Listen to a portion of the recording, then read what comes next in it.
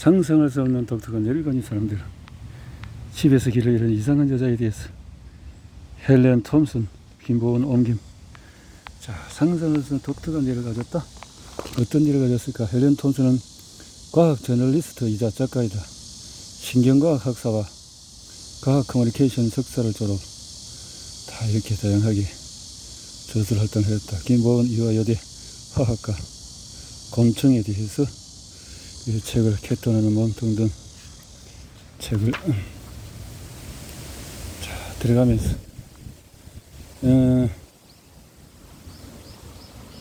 밥은 샤론, 루벤, 토미, 실비아, 마타, 조엘 뭐 이런 다양한 체험사리를 말하는 것 같습니다. 들어가며 이상한 내는 답을 알려준다. 사람 머리에 탁자 위에서 올려지는 광경을 보는 순간에 누구나 쉽게 잊을 수 있는 법이다. 가장 끔찍한 것은 냄새다. 몸의 작은 조각을 단단하게 만들어 보존하는 화학 고정액인 포르말데히드에 악취는 잊기가 힘들다. 방 안에는 머리가 하나가 있는 것도 아니었다. 조금씩 다른 각도로 자른 머리가 6개나 있었다. 그 특별한 머리는 턱바로 아리를처럼 얼굴의 정중앙을 절반으로 잘랐다. 이마에 새겨진 깊은 주름에 나이든 노신사의 긴 삶을 속 섞여 주었다. 나는 항상 다른 사람의 삶에 궁금했다. 기원전 400년경 플라톤이 불멸의 인간 영혼이 있는 곳이 뇌라고 주장하면서 의학에서도 뇌의 중요성이 부각되었다. 이렇게 해서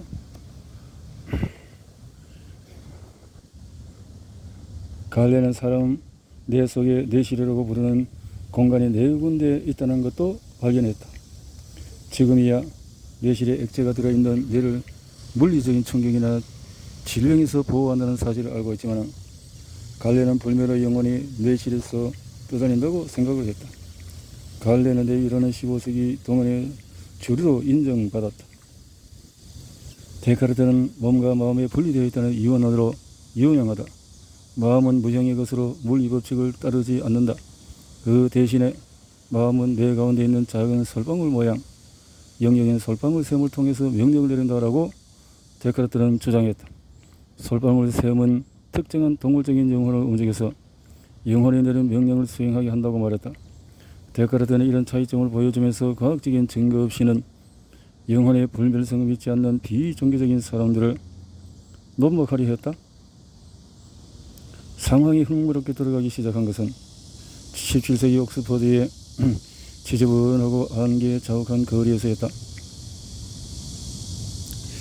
해부학자 철학자 호기심 많은 대중 앞에서 윌리스는 사람의 몸과 뇌를 해부해서 그 자리에 참석한 모든 이에게 복잡한 사람의 내부를 낱낱이 파헤쳐 봤다.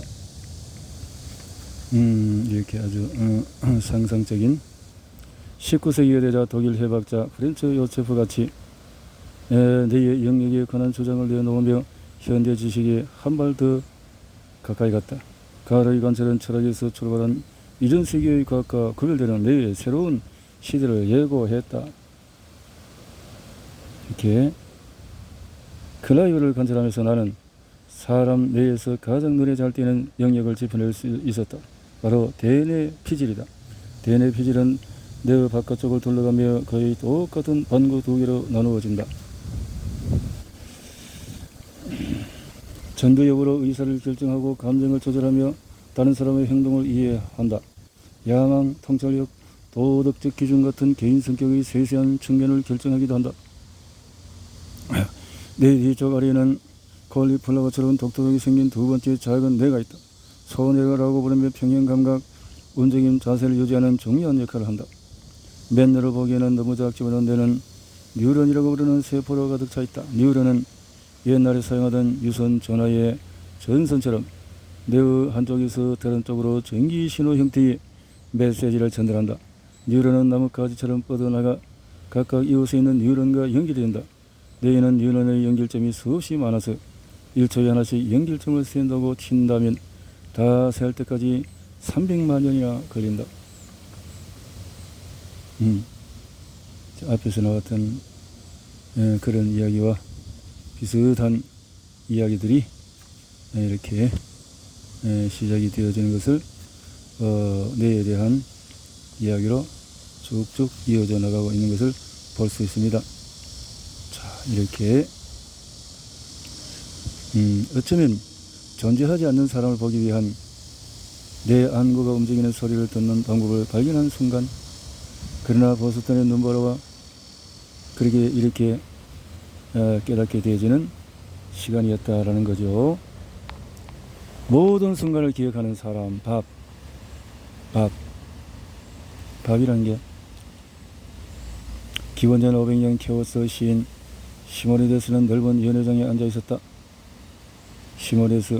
식사가다 시모니데스는 청년 2명이 자신을 만나러 밖에서 기다린다는 전가를 받았다. 먼지가 가라앉고 무너진 돌무더기를 치우자 안에 있던 사람들은 형체를 알아볼 수 없을 정도로 끔찍한 모습이 보였는데 시신을 구별할 수 없어서 친구들과 친척들이 폐허를 헤매는 동안에 시모니데스는 무너진 건물을 살폈다. 시모니데스는 눈을 감은 채 기억을 되짚어서 자신이 앉았던 자리를 떠올렸다. 시모니데스는 자신의 주변에서 식사하던 손님들과 식탁 상석에 앉았던 스코파스를 기억해냈다. 우리는 뜻이 시모니데스는 모든 손님이 앉았던 자리를 기억해내서 죽은 사람들을 구별할 수 있다는 사실을 깨달았다. 바로 그 순간에 시모니데스는 기억의 비밀을 풀기 시작한 것이다.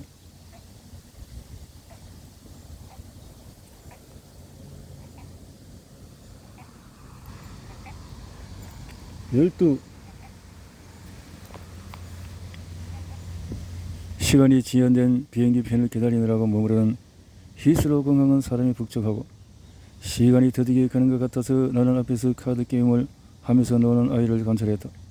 아이들은 차례로 선명한 색의 동물 카드를 뒤집었다. 누구를 먼저 만날지 결정하기는 어렵지 않았다. 과학 전문기자로 경력을 쌓으면서 만났던 특별한 사람들을 모두 떠올렸을 때 제일 먼저 생각나는 사람이 밥이었다.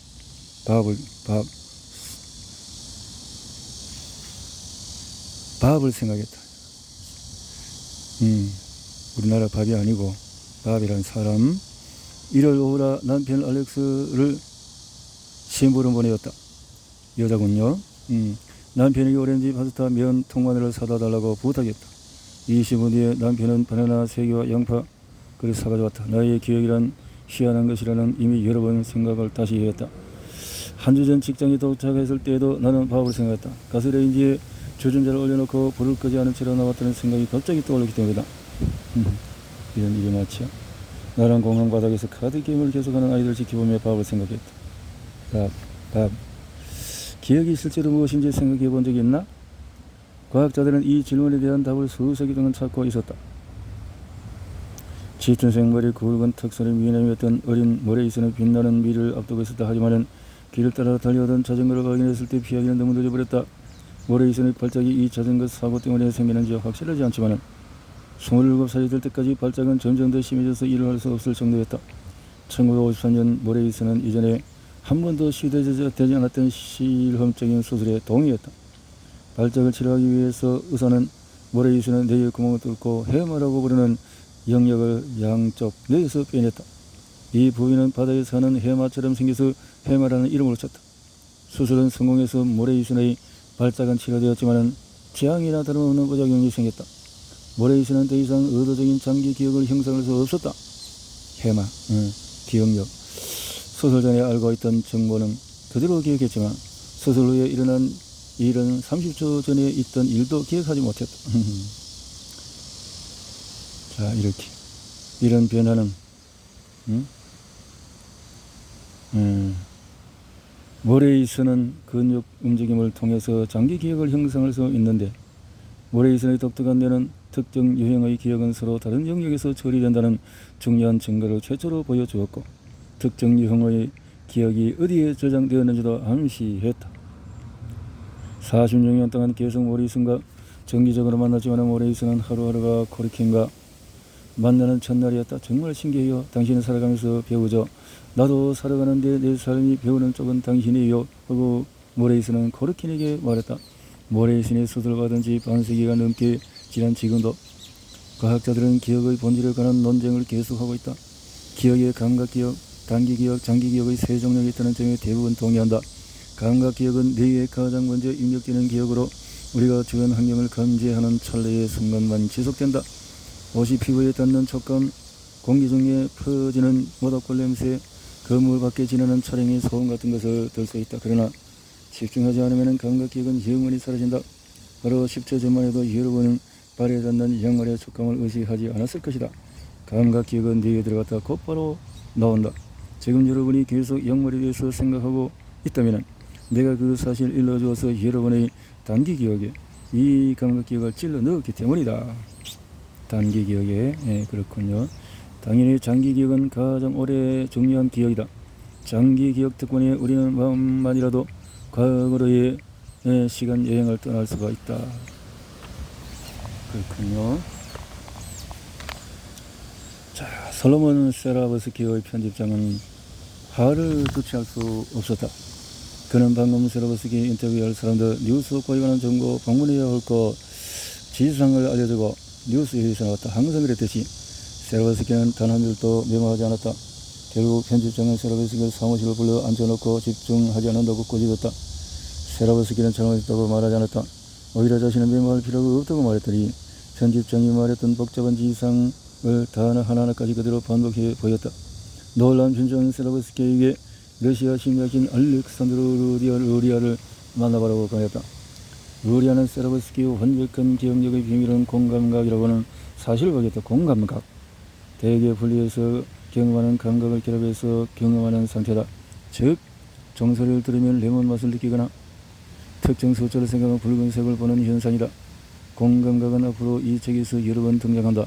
세라버스키는 단어를 기억할 때 기억해야 할 단어의 맛과 소리도 동시에 느낄 수 있다. 그러면 나중에 단어를 떠올 때 기억의 단서가 여러 개 생긴다.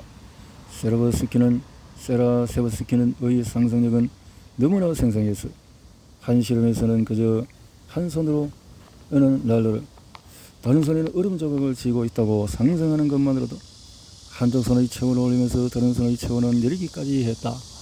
와, 참 대단하군요. 루리아는 1920년대 세라세브스키를 대상으로 실험을 시작했는데 그 후에 30년 동안에 세라세브스키를 연구했다. 기록을 보면 루리아는 세라세브스키의 뛰어난 기억력의 한계를 측정하려는 시도를 결국 포기했다. 이런 비슷한 기억력을 타고난 사람은 극소수지만 놀라운 기억력을 보여준 사람은 많다. 조지 코타노브스키는 14살 때 체스를 시작해서 3년 뒤에 벨기에 챔피언이 되었다. 코타노브스키는 눈을 가리고도 심판이 말해주는 상대의 수를 기억해서 체스를 들 수가 있었다. 1937년 코타노브스키는 눈을 가린 채 34번의 체스 게임을 동시에 진행하는 세계의 기록을 세웠다. 상대방 눈을 가리지 않았지만은 코타노브스키는 24판 게임에서 승리했고 10판 게임은 비겼다. 코타노브스키의 기록은 지금까지도 깨지지 않았다. 와, 이런 게 있을 수 있나요? 자, 컴퓨터에 이메일이 도착한 2001년 메가 박사는 사무실에서 빈둥거리고 있었다. 이메일 구글에서 기억을 검색하다가 메가 박사의 이름을 찾아낸 한 여성이 보낸 것이었다. 이 여성은 캘리포니아 주 학교의 교장인 질 프라이스였는데 자신이 기억력 문제를 갖고 있어서 메가 박사를 만나고 싶다고 했다. 메가 박사는 학습과 기억력 분야의 전문가였지만 당신은 진료를 그만둔 상태였으므로 기억력 전문 병원을 소개하는 답신을 보냈다. 그러자 질은 즉시 답을 보내왔다. 아니요, 선생님께 상담하고 싶습니다. 저는 그 어떤 것도 잊을 수가 없거든요. 선생님이 저를 어떻게 하든지 도와줄 수 있으라고 기도합니다. 저는 34살인데 11살 이후로 이 믿을 수 없는 능력이 생겼습니다. 제 모든 것을 과거를 기억하지만 단순한 기억이 아닙니다. 1974년부터 지금까지 어떤 날이든 그 날이 무슨 날이었는지 그날 제가 무엇을 했는지 아주 중요한 사건이 일어났다면 어떤 사건인지 말할 수가 있습니다. 질은 그해 봄 토요일 아침에 메가 박사의 연구실을 찾아왔다. 메가 박사는 책장에서 큰 책을 꺼내서 아무데나 펼쳤다. 크리스마스에 선물받은 지난 세기신문을 모두 모아놓은 책이었다. 메가 박사는 질이 살았던 시기 중에서 아무 날짜를 골라서 그날 무슨 일이 있었는지 질에게 물었다. 믿을 수 없는 일이었습니다 라고 질과의 첫 만남을 떠올린 메가 박사는 여기 말했다. 내가 중요한 사건을 말하면 질은 사건이 일어난 날짜와 요일을 말하고 내가 날짜를 지정하면 지일이 그날이 일어난 사건을 말해 주었습니다. 내가 박사는 지일에게 지난 20번의 부활절 날짜를 물었고 지일은 이 역시도 정확하게 대답했다. 지일은 각각의 날에 자신이 무엇을 했는지도 말했는데 지일이 유대인이라는 사실을 생각하면 정말 놀라운 일이었다. 속임수였을까? 코타노브스키가 사용했던 기억서를 자신의 삶을 정확하게 기록하는 데 이용한 방법을 지일이 알아낸 걸 아닐까? 이를 확인하기 위해서 나는 직접 기억서를 몇 가지 배워보기로 했다.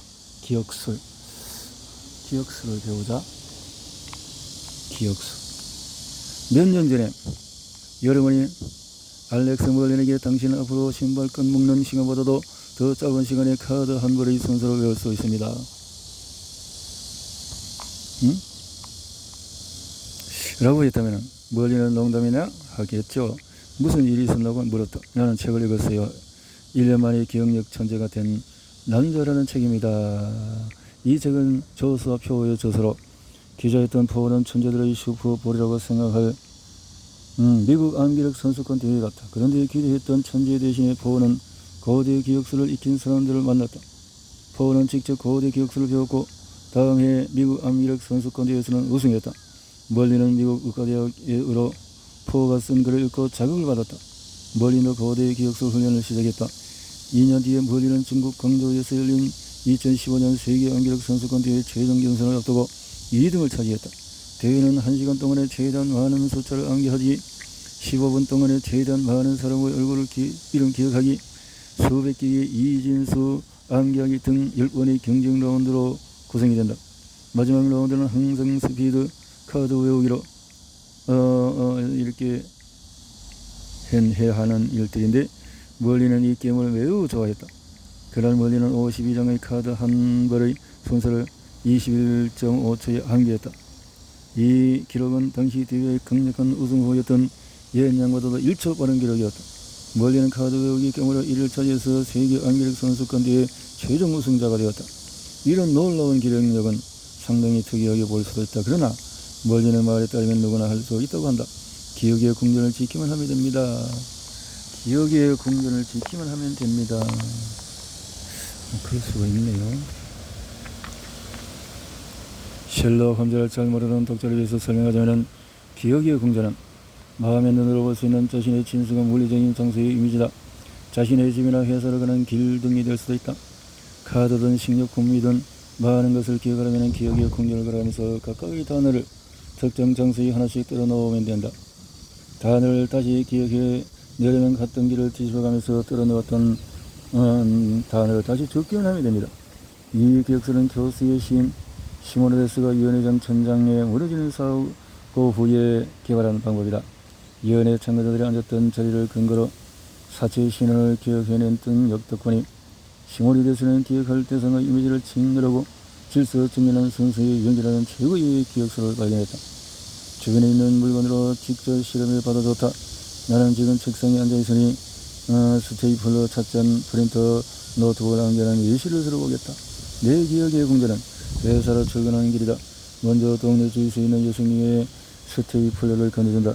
그리고 내 상상 속의 여성은 내가 준 스테이플러로 영수증을 처리해준다. 찻잔은 버스 정류장에 놓는데 앞질리지 않도록 정류장 의자 아래에 놓는다. 프린터는 역까지 가져가서 몇 병원에 넣은 뒤에 기차에 타서 노트북을 기차 의자 사이에 끼워 넣는다. 물결을 내려놓는 순서대로 단어를 기억할 수 있을 뿐만 아니라 옹기를 뒤집어가면서 역순서로 단어를 말할 수도 있다.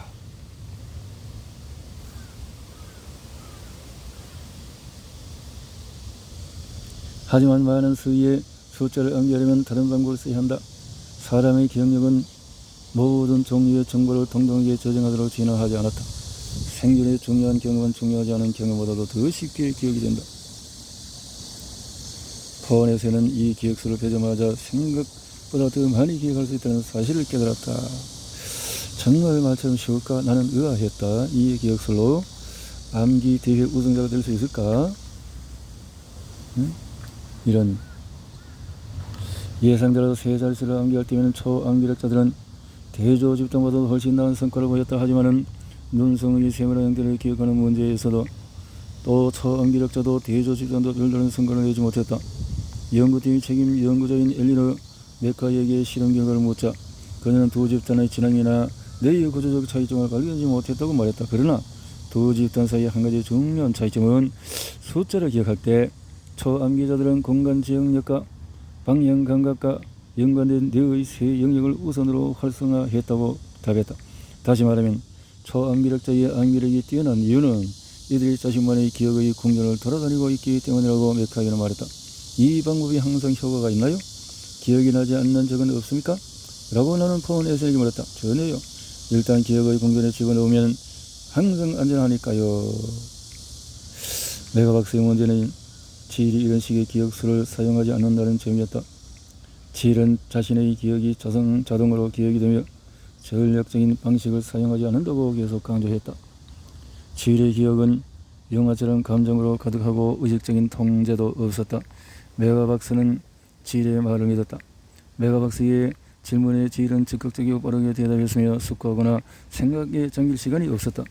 메가박스는 이후에 5년 동안의 지일의 특별한 기억력에 관해서 연구했다. 다행히 지일은 10살부터 34살이 될 때까지 상세하게 일기를 써서 메가 연구팀을 지일이 이야기했던 수천 가지 개인적인 사건을 확인할 수 있었다. 개인적인 경험에 관한 전례 없는 기억력에도 불구하고 지일의 다른 기억력은 그다지 특출하지 않았다. 지일은 긴 숫자 행위를 암기할 수 없었고 작작 위에 늘어놓은 물건을 기억하는 실험에서도 비슷한 나이의 다른 사람보다 더 나은 능력을 보여주지 못했다. 정확하고 자세한 내용을 기억하기 어려웠으므로 학교에서 두각을 나타내지도 못했다. 이는 예상하지 못한 일이었다. 지일은 사진 같은 기억력이 아니라 특별한 자선적인 기억을 가진 사람이다. 자서전적. 메가박사는 다른 일상적인 기억에 비해서 자신의 과거 사건에 관한 지일의 기억력이 그토록 생소한 이유가 궁금했다. 모든 것이 그런 게 아니었다는 거죠. 특별한 어떤 자서전적인 그런 것이 있었다는 거죠. 자, 수많은 메가 연구팀은 이들 모두를 시험에서 장기전에 들어가서 그 중에서 5명만이 연구팀의 엄격한 시험을 통과했는데 그 중에 한 사람이 밥이었다. 밥이 늦어서 미안합니다. 이 식당이 어디 있는지 깜빡했어요. 라고 밥이 말했다. 로스앤젤레스 이런 저녁이었고 나는 시차정에 시달려서 호텔에 아주 짐을 풀지도 못한 상태였다. 나는 어물거리며 웃었다. 밥과 나는 웨스트 체스트에 있는 트럭 쓰던 아메리칸 비스트로에서 만났다. 바이저를 잡고 맥주를 주문했다. 밥은 옅은 검은색 선글라스를 낀 64살의 TV 프로듀서 심술궂은 웃음에 살짝 콧소리를 내어서 만화에 나오는 등장인물 같았다. 알고 보니 밥이 한 말은 농담이 아니었다. 실제로 밥은 이 식당이 어디 있는지 잊어버렸다. 참. 밥은 40년 전의 일도 바로 어제처럼 기억할 수 있었다. 과거의 기억은 풍부한 다중 경험, 완벽하게 홍수처럼 밀려갔다. 일종의 홈 비디오를 보는 기분이죠. 라고 밥은 말했다. 과거의 어느 날을 이렇게 생각하면 어떤 기분인지 정확하게 느낄 수가 있습니다. 날씨도 느낄 수 있죠. 만약 덥고 끈적끈적한 날이었다면 그는 어떤 옷을 입고 있었는지 옷이 몸에 달라붙는 느낌까지 떠오릅니다. 모든 감각이 되살아나면서 누구와 함께 있었는지 무슨 생각을 했는지 내 시야와 태도까지도 기억이 나죠. 때로는 젊었을 때 했던 생각을 떠올리고는 와 내가 정말 그런 생각을 했나라고 생각하기도 합니다. 모든 것이 내 성경 속에 뒤섞이는 겁니다. 밥의 기억력은 파티에서의 흥미거리 정도였다. 사람들은 오해하곤 합니다. 내 기억력이 희귀한 사례라고 생각하지 않았고 나랑 비슷한 사람이 한 수백만 명쯤 있거니 하고 생각했죠. 나는 밥을 직접 시험해보고 싶었다.